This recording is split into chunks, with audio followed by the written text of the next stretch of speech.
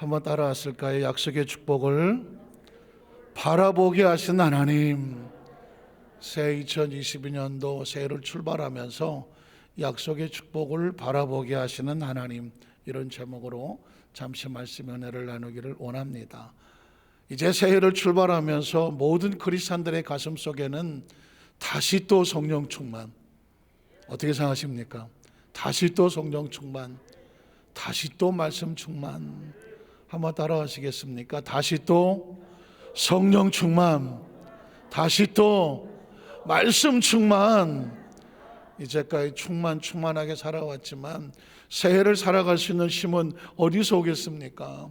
말씀으로 또 충만케 하시고 성령으로 또 충만케 하셔야 살아갈 수 있지 않겠습니까? 그 말씀과 성령은 어디서 출발하느냐? 성경에서 오는 것이죠. 성경. 혹시 여러분 이런 질문을 들어보셨습니까? 성경이 무엇입니까? 성경은 무엇인가? 수도 없이 아는 얘기 같지만 갑자기 성경이 무엇입니까? 라고 물으면 어디서부터 대답을 해야 될지 살짝 막연해지지 않습니까?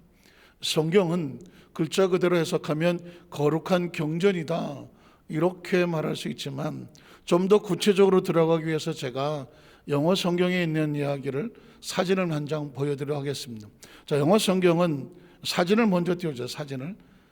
영어 성경에 보면 이렇게 사진 나옵니다. 제가 가지고 있는 홀리 바이블이라고 하는, 영어를 모르셔도 그냥 제가 읽어 드릴 테니까요. 홀리 바이블이라고 하는 성경입니다. 영어 성경인데 홀리 바이블, 거룩한 성경이다, 이렇게 하시고, 바이블은 수도 없이 많이 들으셨을 것이고요. 그런데 안타깝게도 이 바이블이라고 하는 것은 성경하고는 거리가 좀 있는 단어입니다. 아시겠지만 바이블은 고대 이집트에서 파피루스라고 하는 식물을 가지고 종이를 처음 만들었습니다. 그 종이에 기록된 글, 그게 뭐냐면 파피루스라는 것을 때문에 헬라어로 비블리오스, 그 비블리오스가 영어로 오면서 바이블이 된 것이거든요. 그러니까 바이블이란 뜻은 뭐냐면 기록된 책, 이런 의미를 가지고 있습니다. 그러니까 성경을 바이블이라고 말하니까 조금 어폐가 있지 않습니까? 기록된 책, 아무거나 바이블이 될 수 있는 거거든요. 기록된 책이니까. 그러면 이제 한 장을 더 넘기면 이렇게 되어 있습니다. 자, 조금 작아 보이긴 하지만 Books of the Old Testament라는 단어가 됩니다. Books라고 하는 것은 책들의 모임이죠. 그런데 무슨 책들의 모임인가 했더니 The Old Testament라고 하는 낯선 단어가 하나 들어옵니다. 익숙하신 분도 계시겠지만 Testament라는 단어는 쉽게 쓰지 않는 단어거든요. 그리고 아래에 보면 Books of the New Testament라는 단어가 나옵니다. 이 Old와 New는 알죠. 예를 들어 오래된 것, 새 것. 소위 말하는 구약과 신약, 이렇게 말하는 것입니다. 그러면 테스타멘트라는 뜻이 뭘까? 일반 사람은 잘 쓰지 않지만은 테스타멘트라는 것은 바로 약속이라는 뜻입니다. 그 약속도 어떤 약속이냐면 유언이라는 단어를 쓸 때 테스타멘트를 씁니다. 유언은 뭘까요? 그 약속을 한 사람이 세상을 떠났기 때문에 다시 고칠 수가 없습니다. 영원히 고칠 수가 없는 게 테스타멘트입니다. 그러니까 하나님의 말씀이란 뭐냐? 약속인데 그 약속을 하나님이 말씀하신 것은 절대로 고칠 수 있다 없다? 고칠 수 없다. 변하지 않는다. 그래서 테스타멘트를 쓰는 것이죠. 그럼 올드 테스타멘트는 뭐냐? 이루어진 약속, 옛 약속, 하나님께서 이루신 약속. 뉴 테스타멘트는 뭘까요?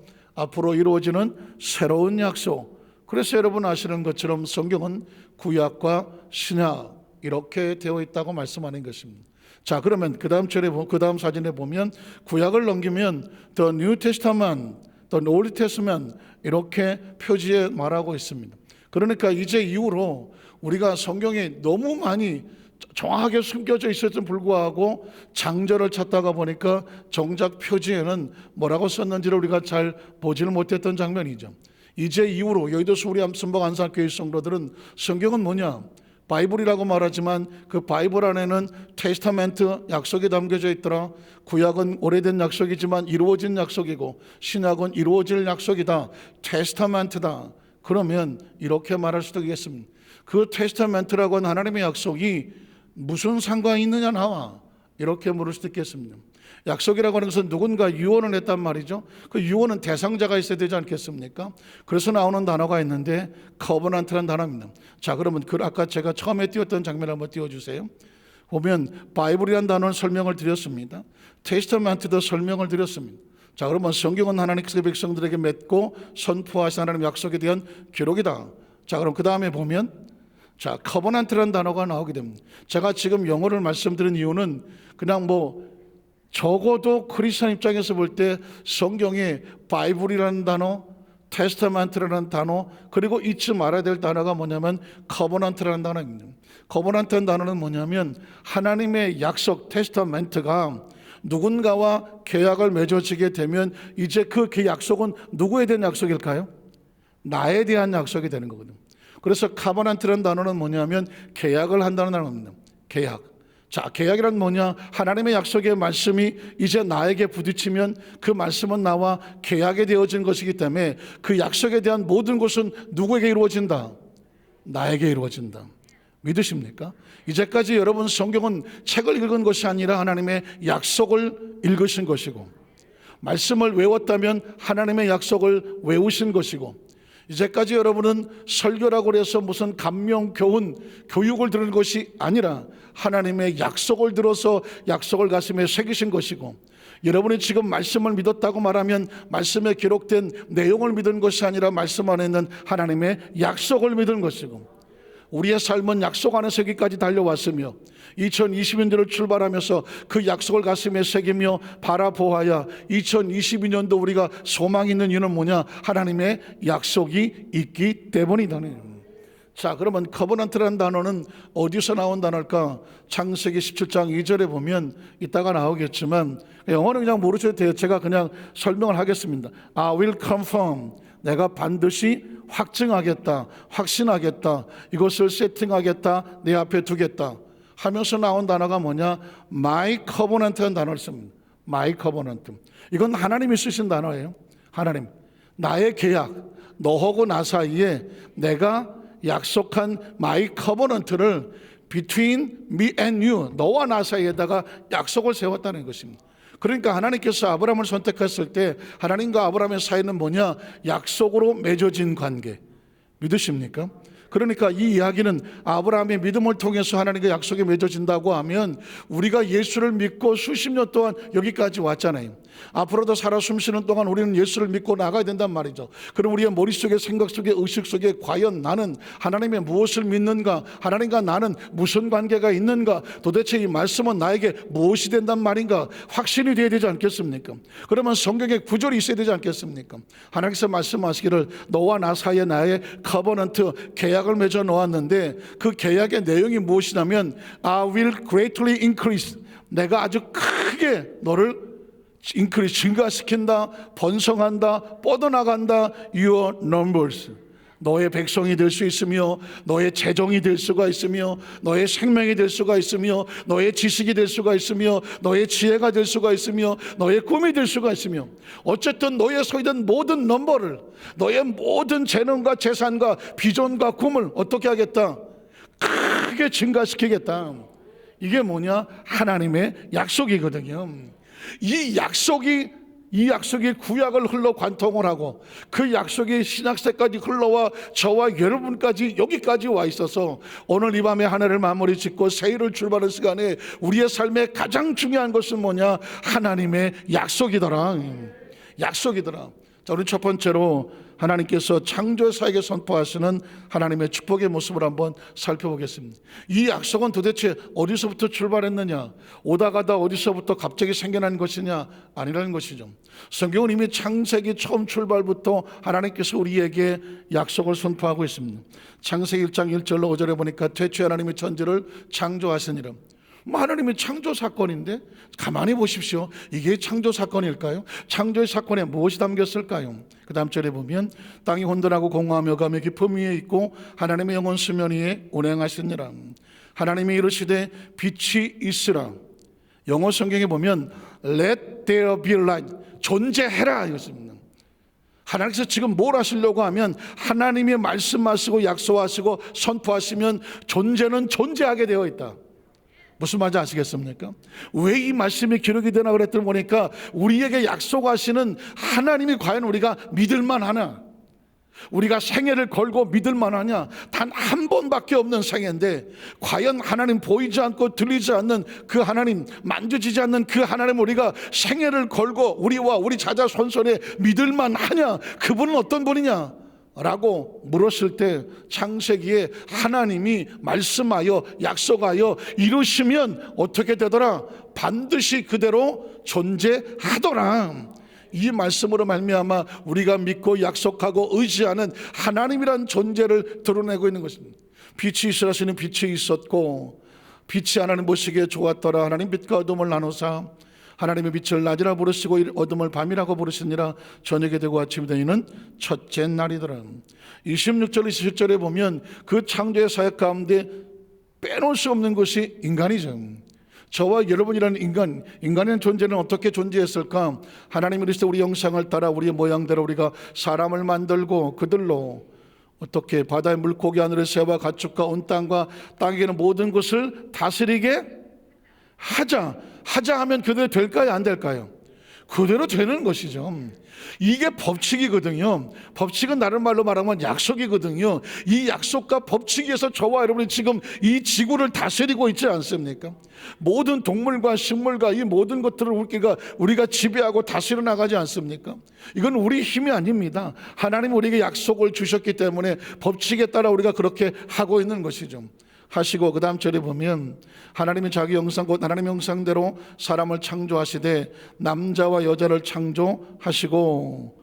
자, 그러면 이 창조하셨을 때 하나님께서는 우리에게 어떤 약속을 집어넣으셨을까요? 28절에 보면 하나님이 그들에게 무엇을 주시며 복을 주시며, 복의 실체가 무엇인지 아십니까? 하나님께서 사람을 만들어 놓으시고 하나님께서 그에게 약속을 주시는 거예요. 너는 존재 자체가 무슨 존재다? 복 있는 존재다.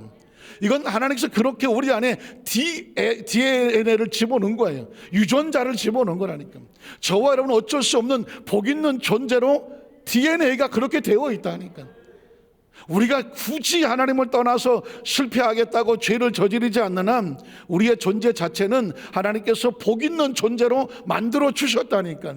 변하지 않는 하나님의 약속이잖아요. 하나님 그들에게 복을 주시며 이 복은 빼앗지 않습니다. 변하지 않습니다. 우리가 거절하거나 우리가 하나님을 떠나지 않는 한 이 복은 우리를 어떻게 따라오게 되어 있다는 것입니다. 믿으십니까? 하나님이 그들에게 이르시되 생육하고 번성하여, 이게 아까 영어의 성경에 말했던 greatly increase라고 말하는 계속해서 증가하고 뻗어나가고 형통하고 창대하고 충만한 게 뭐다? 번성하여. 한번 따라하시까? 나의 삶은 존재적으로 하나님의 축복이 나를 뭐하도록 되어 있다? 번성하게 되어 있습니다. 번성하게. 이건 창조세부터 아브라함 이전서부터 하나님께서 사람을 만들어 놓으시고 하나님께서 어떻게 하시겠다는 목적이 있는데 그게 뭐냐? 번성이라는 것입니다. 땅에 충만하라. 그러면 우리가 번성하고 충만하려면 우리 힘으로 어떻게 해요? 그래서 필요한 것을 공급하시는 것이 29절로 30절입니다. 하나님이 이르시되 내가 온 지면에 씨 맺는 모든 채소와 씨 가진 열매 맺는 모든 나무를 너희에게 어떻게 왜 줍니까? 번성해 나가려고 하니 생명이 번성하고 삶이 번성하고 그게 모든 것이 동서남북으로 뻗어 나가려고 하면 공급이 필요하잖아요. 공급은 누가 주는 거예요? 하나님이 주시는 것입니다. 왜 주시는지를 봐야 됩니다. 하나님께서 우리로 번성케 하시려고 필요한 것을 너희에게 주노니 그래서 너희가 뭐가 된 너희의 뭐가 되더라? 먹을거리가 되리란. 저와 여러분이 번성해 나가는데 필요한 것을 하나님께서 이미 알고 계시니까 우린 뭐 하면 되는 거예요? 이 약속의 원리를 알고 믿고 그리고 나가면 되는 것이죠. 오늘 30절에 보면 또 말합니다. 또 땅의 모든 짐승과 하늘의 모든 새와 생명이 수다기는 모든 것에게는 내가 모든 푸른 풀을 먹을 거리로 주노라시니 어떻게 되더라? 그대로 되더라는. 오늘 이 첫 대지에서 정확히 아실 것은 뭐냐면 내가 누구냐, 우리가 누구냐, 우리 안에 존재적으로 과연 나는 무엇하도록 어떤 존재로 이 땅에 태어났는지를 여러분 정확하게 알고 계셔야 돼요. 제가 여러분 사진 하나를 보여드리겠습니다. 그럼 한 해가 마무리되어져 가니까 뭐 이제는 SNS로 이런 것을 통해서 서로 카드도 주고받고 하게 되죠. 저도 누가 저에게 이걸 하나 보내주었더라고요. 가만히 보니까 이민년 새해 호랑이의 기운이, 왜 호랑이인지는 아시죠? 우리는 검은 호랑이 해라고 해서 호랑이 띠가 이제 뭐 환갑도 맞고 뭐 그런 해인데, 호랑이 기운이 솟아나는 멋진 한 해가 되시기를 바랍니다. 꼭 건강하시고 행복하세요. 그런데 가만히 보니까 누가 쳐다보고 있습니까? 자, 내 눈에는 고양이가 보인다. 내 눈에는 호랑이 새끼가 보인다. 아무것도 안 보인다. 얼핏 보면은 고양이 새끼처럼 분명히 보입니다. 그러나 여러분 가만히 보십시오. 고양이 새끼는 죽었다 깨어나도 호랑이가 보입니까? 안 보입니까? 안 보입니다. 고양이 새끼는 수천 번 성형수술을 해도 절대로 호랑이 안 됩니다. 그러나 호랑이 새끼는 가만 내비둬도 때가 되면 호랑이 됩니다. 무슨 말인지 아시겠습니까? 뭐가 차이가 있습니까? DNA가 그렇습니다. 코끼리 새끼는 냅둬도 나중에 크면 뭐 됩니까? 코끼리 됩니다. 저와 여러분은 태어날 때 피덩어리에 태어났습니다. 때가 되니까 여기까지 와 있는 것입니다. 우리가 어른이 되는 과정 가운데 돈 주고 시험 쳐서 뭘 해서 여기까지 와 있습니까? 사람의 DNA는 태어나서 존재하면 이렇게 성장하도록 되어 있습니다. 아까 그 사진에서 보는 것처럼 얼핏 보기에는 고양이 새끼처럼 보이지만 고양이는 절대로 호랑이가 될 수 없습니다. 그러나 호랑이 새끼는 지금 당장 고양이인지 호랑이인지 얼핏 구분이 안 갔지만 내버려 둬도 그 호랑이 새끼는 나중에 호랑이가 됩니다. 왜 말씀을 드리는지 아시겠습니까? 하나님께서 저와 여러분을 아예 존재 자체를 처음 만났을 때 그 DNA가 뭐냐면 하나님께서 복을 주셨습니다. 복의 자녀로 만들어 놓았습니다. 겉모습은 좀 아직 초라해 보이고 뭐 여러 가지 부족하고 모질라 보일지 모르지만 존재 자체가 마치 영적인 호랑이 새끼처럼 만들어 놓았다는 것이니까. 그러니까 복의 자녀로 만들어 놓았기 때문에 때가 되면 내비둬도 복이 다가온다는 것입니다. 복 있는 사람이 되어지고 번성하는 존재가 되어집니다. 왜 그런지 아십니까? 하나님의 축복의 DNA가 그래요. 한 해를 마무리 짓고 새해를 맞으면서 이제까지 너 머릿속에 생각 속에 의식 속에 너 고양이지, 너 절대 호랑이 안 돼. 야, 너 뭐 네가 뭐 배운 게 있어, 뭐 생긴 게 있어, 네가 부모가 어째, 뭐 자식이 어째, 뭐 네가 살면서 얼마나 실패했고 지금 너희 형편과 처지를 봐라. 네가 고양이보다 나은 게 뭐 있어? 라고 하는 모든 것들은 배후에 뭐가 있느냐? 사탄이 있는 것입니다. 거기에 절대로 넘어가서는 안 됩니다. 성경은 우리에게 정확하게 말씀합니다. 존재적으로 너희는 하나님께서 친히 만든 형상과 모양을 하나님을 닮은 하나님의 자녀로 만들어졌어. 하나님의 자녀는 내버려 둬도 하나님처럼 되어져 가고 복 있는 존재가 되어져 간다. 이걸 의식 속에 바라보고 꿈꿀 수 있어야 하나님이 주시는 축복을 받을 수가 있으며 그래야 새 2022년도가 아무리 달력 하나 바꿨다고 해서 뭐가 달라지겠습니까? 작년이나 올해는 뭐가 달라지겠습니까? 내 의식과 사고가 보는 관점이 내가 호랑이 새낀 것을 가슴에 정확하게 새기지 않냐면 세상은 전혀 달라지지 않습니다. 내가 달라져야 세상이 달라집니다. 그러면 두 번째로 믿음의 약속을 선포케 하시고 바라보겠다 하나님의 모습을 보겠습니다. 창세기 12장 1절로 4절에 보면 야훼께서 아브라함에게 뜬금없이 아브라함이 나옵니다. 뜬금없이 아브라함이 나옵니다. 솔직히 말하면 왜 하나님께서 뭐 갑자기 아브라함을 갈대아우에서 건져내갖고 왜 하나님께서 이렇게 하시지? 솔직한 심정 이건 하나님께 물어보지 않으면 모르는 거거든요. 왜 하나님께서 느닷없이 아브라함을 만나 선택하여 갖다 놓고 처음 시작부터 하시는 얘기가 야훼께서 아브라함에게 이르시되 너는 너의 고향과 친척과 아버지 집을 떠나 내가 내게 보여줄 땅으로 가라. 자, 그 다음에 어떻게 합니까? 내가 너로 큰 민족을 이루고. 아브라함이 뭔데? 아니 자기 아버지 밑에서 저 갈대아우르라는 지역에 제가 자료를 한번 보니까 갈대아우르라는 지역은 아주 부유한 지역이고 무역을 하는 곳이고 주변에 돈이 왔다 갔다 해서 그 지역 사람들이 다 잘 먹고 잘 사는 동네고 밤마다 달에게 절을 하고 비는 우상 숭배가 난무하던 곳이었습니다. 그냥 내비두면 뭐 아브라함 거기서 자기 아버지처럼 우상 장수하면서 먹고 사는데 지장이 없는 사람입니다. 근데 하나님께서 왜 아브라함을 뜬금없이 데려다가 이 아무것도 없는 가나안 땅에 갖다 놓고 그리고 말씀합니다. 내가 너로 큰 민족을 이루고 내게 복을 주어 내 이름을 창대할 것이 너는 복이 된다. 그리고 또 말씀합니다. 너를 축복하되 내가 복을 내리고 너를 저주하되 내가 저주하리니 땅의 모든 족속이 너 때문에. 아니, 아브라함이 뭔데? 도대체 지난 삶 속에 뭘 했는데? 우상 깎아 먹고 산 아버지와 같이 한 것밖에 없는데, 아브라함이 그 전에 무슨 노아처럼 뭐 의인이요 당대에 순종해서 무슨 뭐 하나님께서 무슨 방주를 만들 만한 뭐가 보였던 것도 아무것도 안 보이는데, 하나님께서 아브라함을 선택하셔서 너로 말미암아 복을 얻을 것이다, 그렇게 얘기를 한단 말이죠. 사실 우리가 성경을 좀 딴지를 걸듯이 물어보면 이유가 있을 거 아니겠습니까? 왜 이런 일이 벌어집니까? 이유는 딴 건 없습니다. 창세기부터 흘러내려오던 하나님이 하나님 자녀를 선택하시면 그 안 하나님의 DNA가 들어가면 그 DNA는 뭐냐? 이 사람은 반드시 뭐가 되겠다? 복을 받게 되어 있는 거예요. 지금 하나님께서는 우리에게 샘플로 아브라함에게 이제까지는 뭐 다른 행위였었지만 아브라함부터는 믿음의 세대를 출발시키려고 하다가 보니 믿음을 가지면 그 믿음이란 뭐냐? 하나님의 약속에 대한 믿음을 갖게 되면 너라고 하는 존재, 아브라함이 아니라고 할지라도 이후에 어떤 존재라도 어떤 존재가 되느냐? 네가 내가 보여주는 땅으로 그것을 바라보는 길로 가기만 하면 내가 너로 큰 민족을 이루고 내게 복을 주어 내 이름을 창대하게 하며 땅의 모든 족속이 너로 말미암아 복을 받게 하리니, 이건 애시당초부터 하나님께서 아담과 하와에게도 선포하셨던 말씀이고 노아에게도 선포하셨던 말씀이고 하나님의 사람들과 출발을 시작하면 아브라함에게 주셨던 말씀이고 이후에 저와 여러분에도 동일하게 하시는 말씀입니다. 믿으십니까? 그러니까 하나님은 지금 아브라함을 통해서 우리에게 끊임없는 변화를 주는데 뭐냐? 밖을 쳐다보지 말고 네 안을 쳐다보라는 것입니다.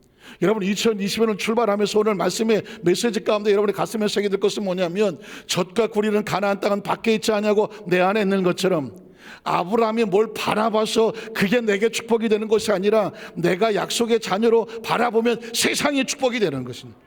믿으십니까? 자, 그럼 한번 확인해 보겠습니다. 창세기 13장 14절로 18절에 보면 롯이 아브라함을 떠난 후에 야훼께서 아브라함에게 이르시되 너는 눈을 들어서 너 있는 곳에서 북쪽과 남쪽과 그리고 동쪽과 서쪽을 바라봐라. 자, 그러면 보이는 땅을 내가 너와 내 손에게 주리니 영원히 이르리라. 내가 동쪽과 서쪽과 남쪽을 바라봤더니 그 땅이 내 땅이 됩니까? 아니면 그 땅이 하나님의 약속이 있으니까 내 땅이 됩니까? 약속이 있으니까 내 땅이 되는 거예요. 여러분 잘 보셔야 됩니다. 바라봄의 법칙에 대해서 정확하게 아셔야 되는 것은 우리가 무조건적으로 바라보면 저 빌딩을 쳐다보고 있으면 저 빌딩이 내 빌딩이 됩니까? 옛날에 저 신학교에서 강의를 했더니 그러더라고요. 목사님, 교수님, 바라봄의 법칙은 바라보면 그게 내 것이 된다 그러는데 저기 있는 그 여의도 있는 쌍둥이 빌딩 쳐다보고 있으면 내 거 됩니까? 그럴 줄 알았으면 내가 먼저 바라봤다 했으면. 가만히 보십시오. 바라봐서 내 것이 되는 것이 아니라 그 바라보면 하나님의 약속이 있기 때문에 내 것이 되는 것이다. 내가 하나님의 약속을 가지고 약속을 바라봤더니 그 약속이 내게 현실이 되는 것이지, 아무거나 이것저것 쳐다보고 바라보고 그것만 쳐다보고 있다고 해서 그게 내 것이 되는 것은 아니라는 것입니다. 그게 하나님께서 동서남북을 바라봐라, 바라봤더니 그 땅이 내 땅이 아닙니다. 하나님은 지금 약속을 하고 있기 때문에 그 땅을 약속의 땅으로 바라보면 그 땅이 너희 땅이 될 것이다. 믿으십니까? 자, 그 다음 절을 보십시오. 그래서 내가 네 자손 땅에 티끌 같게 하리니 사람이 땅에 티끌을 능히 셀 수 있으신데 네 자산도 세리라. 너는 일어나 그 땅을 정과행으로 두루다니며 보라. 내가 그것을 내게. 지금 뭐 하고 계십니까? 약속을 하고 있는 거죠. 땅이 아니라 동서남북으로 돌아다녀 보는데 그 땅을 바라보지 말고 그 땅에 대해서 선포하시는 하나님의 약속을 바라봐야죠. 약속이 있으니까 내 땅이 되는 것입니다. 내가 바라보니까 내 땅이 된 게 아니고 이것도 주시고 저것도 주시고 뭐 내가 바라봐서 내 땅이 아니라 하나님이 약속하시면 그 땅은 내 땅이 되는 것이라니까요. 약속을 하셨기 때문에 그게 나에게 축복이 되는 것입니다. 그 다음 절을 보면 그래서 이 아브라함이 장막을 옮겨 헤브론에 있는 마므리 상수풀에 이르러서 거주하며 거기서 야훼를 위해서 제단을 쌓았더라.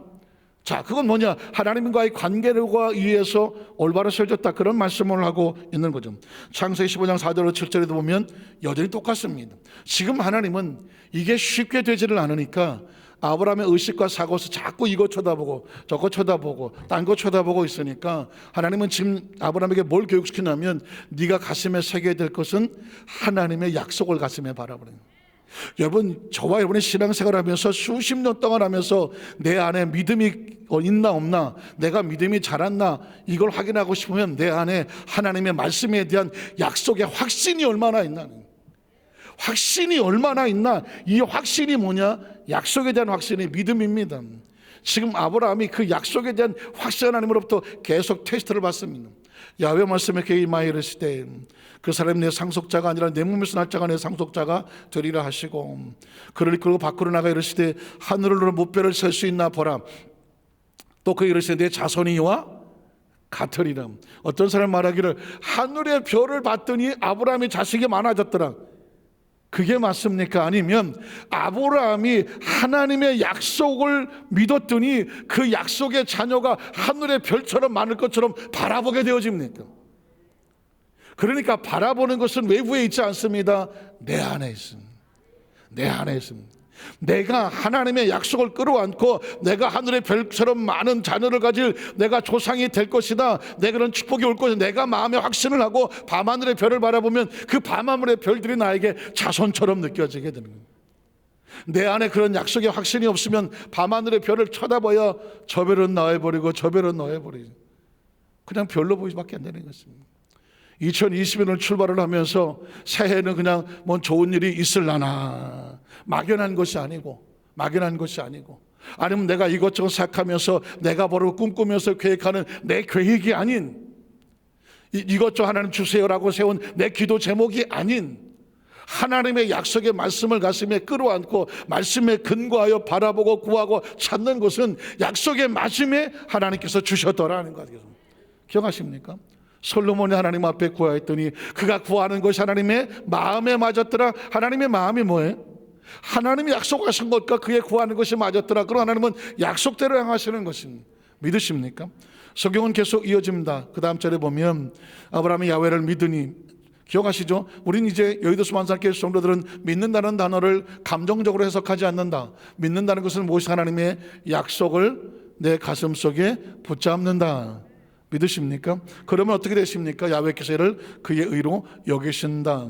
또 그 이르시되 나는 이 땅을 내게 주어 소유를 삼게 하려고 너를 갈대아인의 우르에서 이끌어낸 야훼 하나님이다. 가만히 성경을 읽다가 보면 하나님은 계속 아브라함에게 약속을 하고 있고 약속을 주입을 시키고 있고, 아브라함 약속을 믿으면 의로 여기고 그 약속을 믿지 못하면 하나님이 또다시 재교육을 시켜줘.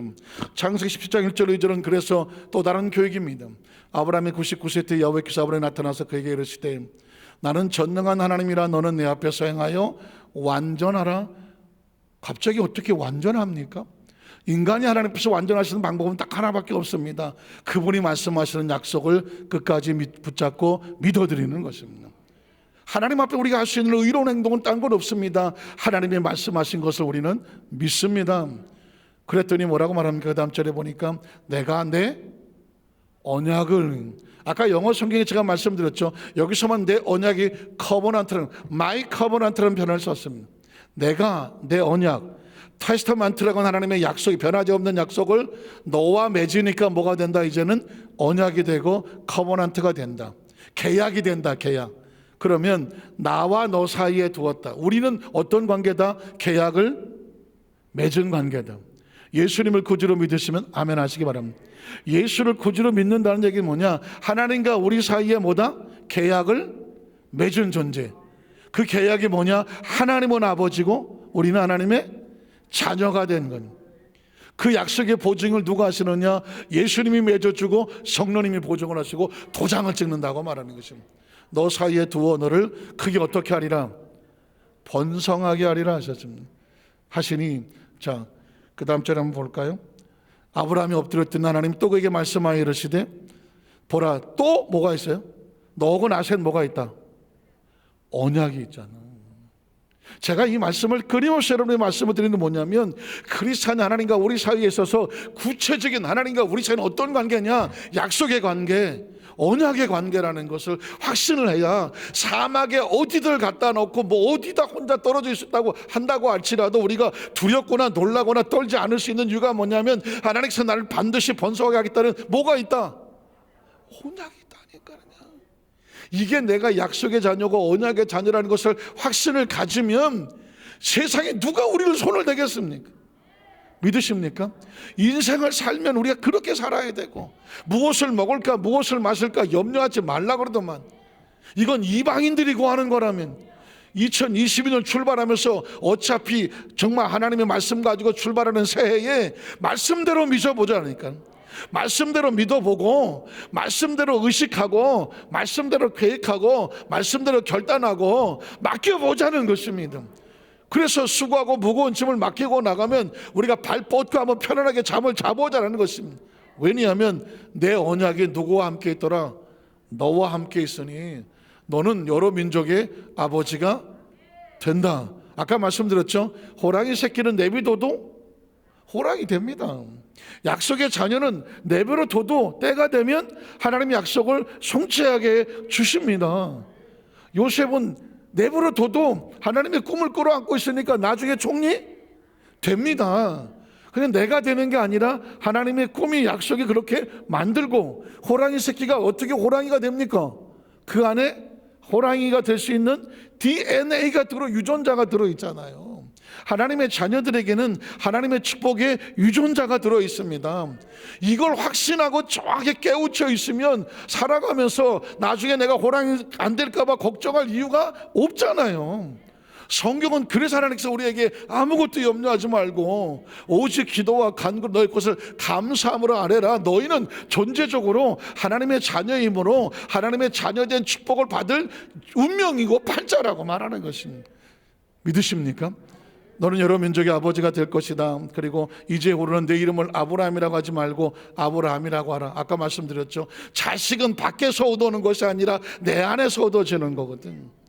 열국이 그냥 세상의 족장의 아비 정도가 아니라 열국의 아비라고 네 이름부터 바꾸라는 얘기는 의식과 사고를 어디 뭐 찾으러 다니지 말고 어디 가면 뭐 좋은 게 있는 찾으러 다니지 말고 네 안에서 존재가 바뀌어지게 되면 하나님의 약속은 네 안에서 이미 이루어지고 있다는 것이죠. 그래서 아브라함이 되는 것입니다. 그 다음 절을 보면 그래서 이제 내가 너를 여러 민족의 아버지가 되게 한다고 그러잖아요. 되게 하면이라 또 내가 너로 심히 또 나오죠. 어떻게 하여? 번성하게 하린다. 내가 내게서 민족들이 나오게 한다. 네가 아브라함이 아니라 아브라함이라고 믿고 시인하고 바라보고 꿈을 꾸면 내가 너에게서부터 민족들이 나게 하며 왕들이 내게로부터 나오게 될 것이다. 내가 또 내 언약을 마이 커버넌트 나의 계약을 나와 너 사이에 뿐만 아니라 네 자녀와 자사 손설 후대까지 세워서 어떻게 하리라? 영원한 언약. 한번 따라서 영원한 언약. 이 언약은 아브라함과 연결되어 자손에 되어지는 백성이면 하나님께서 절대로 변하지 않는다. 언약을 삼고 너와 내 후손에 뭐가 되리라? 하나님이 되리라. 8절에 보면 내가 너와 내 후손에게 내게 고른 이 땅 곧 가나안 온 땅을 이미 주어서 영원한 기업이 되고 나는 누구의 하나님이 되리라? 그들의 하나님이 될 것이다.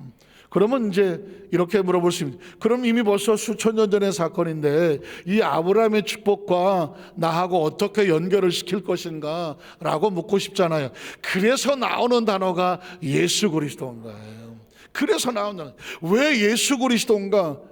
어떤 분을 말하잖아요. 왜 저 팔레스타인에 그 가난한 목수의 아들로 태어나서 세상적으로 뭐 그렇게 성공해 보이지도 않은 그 서양의 무슨 그런 종교를 가지고 그런 사람을 믿냐? 동양에도 무슨 믿을 사람 성현도 있고 뭐 우리나라에서도 뭐 왜 없겠냐라고 말하는 사람들도 있습니다. 그러나 기억하십시오. 하나님 앞에서는 동서양이 따로 없으며 과거, 현재와 미래가 따로 없으며 오직 하나님의 약속만 존재하는 것입니다. 약속만. 그러면 과연 이 아브라함의 축복이 우리와 어떻게 연결되느냐? 그래서 나오는 것이 뭐냐면 예수 그리스도를 통하여 바라보게 하시는 축복의 모습이죠. 마태복음 8장 10절로 12절에 보면 예수께서 들으시고 놀랍게 여겨 다른 자들에게 이르시되 내가 진실로 내게 이르노니 이스라엘 중 아무에게, 제가 수도 없이 강조했습니다. 이건 분명히 치유 사역인데 예수님은 다른 소리를 하시더라. 이스라엘 중에 아무에게도 이만한 믿음을 보지 못했다. 이스라엘이 뭘까요? 아브라함의 자손이거든요. 아브라함의 씨로 태어난 자식들 중에서 예수를 치료자로 믿고 구원자로 믿고 나오는 사람을, 그 약속을 믿고 나오는 사람을 하나도 보지 못했다는 것입니다. 그러니까 뭐예요? 혈통의 씨가 아브라함을 조상으로 둬도, 육신의 DNA가 같아도 뭐가 없으면, 하나님의 약속에 대한 믿음이 없으면 그건 아브라함의 자손이 아니다라는 거죠. 아브라함의 자손일지는 모르겠지만 약속의 자손은 아니라는 것입니다. 하나님은 지금 누구를 찾고 있느냐? 아브라함의 육체적 자손이 아닌 아브라함의 믿음의 자손을 찾고 있는 거예요. 믿음의 자손은 약속의 자손이죠. 그래서 어떻게 합니까? 그 다음 절에 보면 또 내게 이르노니 동서로부터 많은 사람이, 이방입니다, 이스라엘 백성이 아닌 많은 사람이 이르러 아브라함과 이삭과 야곱과 함께, 그들이 뭐예요? 하나님 주신 약속과 함께 어디에 앉는다? 천국에 앉는다. 천국은 무엇으로 들어간다? 하나님이 약속으로 들어가는 거죠. 천국은 예수를 믿음으로 들어간다고 말하죠. 그럼 예수에 뭘 믿습니까? 예수가 하나님의 약속을 가지고 오셔서 하나님의 자녀된 것을 이끌어 주시는 하나님의 그 구원자인 것을, 메시아인 것을 믿는 거죠. 사람을 믿는 게 아니라 예수님 말씀하신 약속을 믿는 거죠. 그 약속을 믿음으로 말미암아 천국에 함께 앉게 되거니와, 그 나라가 뭐예요? 아브라함을 혈통으로 둔 본 자손들은 그 약속과 상관이 없으니 바깥 어두운 데 쫓겨나 거기서 울며 이를 뒤늦게 갈며 울게 되리라는 것입니다. 예수님을 구주로 믿고 하나님의 자녀가 됐다고 고백을 함에도 불구하고 이 약속을 알지 못하여 물에 물 탄 듯 술에 술 탄 듯 뜨뜻 미지근하여 정확한 예수를 믿는 의미도 모르고, 하나님의 말씀이 과연 바이블인지 테스타멘트인지 커버넌트인지 이 내용도 전혀 모르고 교회만 왔다 갔다 하면 나중에 얼마나 땅을 치며 후회하며 이를 갈겠습니까? 전 2021년도를 마음으로 이럴 땐 충청도 말을 써야 돼. 얼마나 감사한지, 진짜 나 정말. 전라도 말로 허벌나게, 그냥 경상도 말로 오만상, 억수로 감사하는 날. 하나님께서 우리 여도 수반사께 성도를 사랑하셔서 그 말씀의 세계를 열어주시고 네가 약속의 자녀고 여의도 수반사께 성도들은 반드시 한 사람 반드시 성공시켜라. 그냥 반드시 번성하게 해라. 이건 무슨 다른 어떤 뭐가 와서 그렇게 된 것이 아니라 그 안에 있는 DNA를 꿈틀거려서 찾게 해라. 고양이 새끼가 아니라 고랑이 새끼라는 사실을 보고 알게 해라. 두 눈을 똑똑히 쳐다고 바라보니 세상에 내가 고양이 새끼로 세상을 두려워하는 존재가 아니라 범과 같은 존재로 세상을 점령하는 존재라는 사실을 끊임없이 선포해서 의식을 바꿔라 하는 것이죠. 그런 말씀을 전하다 보니까 내가 바뀌더라고요. 갈라디아서 3장 6절로 9절에 보니까 아브라함이 하나님을 믿음에 그것을 그에게 의로 정하셨다함과 같으니라. 그런즉 믿음으로 말미암은 자들은 아브라함의 자손인 줄 알지어다. 예수님을 구주로 믿으시면 아멘 하시기 바랍니다. 예수를 구주로 믿는 자는 누구의 자손이다? 아브라함의 자손이래. 아브라함의 자손이면 뭐가 있을까요? 아브라함이 약속하셨던 그 축복이 이제 우리 누구한테 와? 우리한테 오는 거. 나한테 오는 것이고, 나에게 그 계약서가 오고 그 분양권이 오고 그 축복의 그 기업이 나에게 온다는, 말씀하셔서 내가 너의 자손의 영원한 기업이 되어주고, 그리고 내 언약을 영원한 언약이 되게 하고 내가 그들의 하나님이 되리라. 그래서 예수님을 뭐라고 합니까? 온 천하에게, 온 백성에 미칠 큰 구원의 기쁨 소식이라고 말하지 않습니까? 만약에 아브라함의 자손에게만 약속이었으면 예수님이 이 땅에 온들 우리와 무슨 상관이 있습니까? 그냥 그 나라 백성들에게만 구원이 되든지 말든지 하겠죠. 그러나 그 나라 백성들의 약속을 잃어버리니까 이제는 아브라함의 자손이 아닌 아브라함의 믿음을 가진 사람이면 하나님의 자녀가 되어 그 약속의 자녀가 되며 아브라함의 자손이 된 줄을 알지어다. 그러면 어떻게 됩니까? 하나님이 이방을 믿음으로 말미암아 의로 정하실 것을 성경이 미리 알았다. 먼저 아브라함에게 복음을 전하되 모든 이방인이 너로 말미암아 복을 받으리라 하였느니라. 그러므로 믿음으로 말미암은 자는 믿음이 있는 아브라함과 함께 그 복을 가난이라는 거죠. 여러분, 이게 저와 여러분의 주민등록이고요. 이게 뭐 등본이고요. 우리의 신분증이고요. 우리의 아이디 카드예요. 당신이 뭐 때문에 아브라함의 복을 받을 수 있느냐? 당신은 아브라함 자손도 아니지 않느냐라고 믿었을 때, 봐라, 갈라디아서 3장 6절로 9절 이하에 아브라함의 믿음을 가진 자는 아브라함의 자손인 줄 알지어다. 그 아브라함의 축복이 이제 너의 축복이 되며 아브라함과 어떻게 함께 뭘 받는다? 복을 받는다. 13절로 14절에 보면 예수께서 우리를 위하여 저주를 받은 바 되사 율법의 저에서 우리를 속량하셨으니 기록된 바 나무에 달린 자마다 저주받은 자라 하시면, 예수가 십자가에 몸찢겨 피 흘려 죽으면서 저주를 받은 이유, 이런 그리스도 예수 안에서 아브라함의 복이 누구에게? 이방인에게 미치게 하고, 그러니까 이 축복의 줄기가 아브라함의 혈통에 있는 곳에서 틀어서 예수를 줄기를 타고 내려가서 예수로 말미암아 믿어지는 모든 사람에게 아브라함이 약속했던 축복이 흘러가게 하고, 믿으십니까? 그래서 구약에는 아브라함에 대한 약속이었지만 신약에 오면은 예수로 말미암아 그 축복이 전 세계로 뻗어나가는 거죠. 그래서 예수님이 온 세상에 미칠 큰 구원의 기쁨의 좋은 소식이죠. 약속을 받게 하십니다. 그래서 요한 3, 4, 2절에 보면 우리 순복음에서 말씀하는 오중과 삼박자 축복에, 사랑하는 자여, 내 영혼이 잘됨 같이 네가 범사에 잘되고 강건하기를 내가 간구하노라. 이건 이미 이루어진 것입니다. 예수님을 구주로 믿으시면 아멘 하시기 바랍니다. 하나님이 약속된 자녀를 믿으시면 아멘 하시기 바랍니다. 이미 영혼은 잘 되게 되어 있습니다. 2022년도 예수님 안에서 저와 여러분의 영혼은 성령으로 충만하고 날마다 충만하고 그 영혼은 잘 되게 되어 있습니다. 범사는 예수님 안에서 형통해집니다. 약속이 그렇습니다. 가난과 저주를 예수님께서 담당하여 재물 삼아 다 뜯어버렸으니 너희를 형통할지어다, 번성할지어다. 저가 채찍에 맞음으로 너희가 나음을 입었느니라 선포가 되었으니 어떻게 됩니까? 우리는 강건할 수밖에 없습니다. 말씀을 정리하기를 원합니다. 약속의 축복을 바라보게 하신 하나님은 이제 저와 여러분에게 외부를 바라보지 마십시오. 2022년도에도 코로나가 어쩌고 내년 말이나 돼야 마스크를 벗을까 말까 여러 가지로 진단을 하지만 그건 그 사람들이 하는 것이고, 우리는 거길 바라보는 것이 아니라 우리 안을 바라보는 것입니다.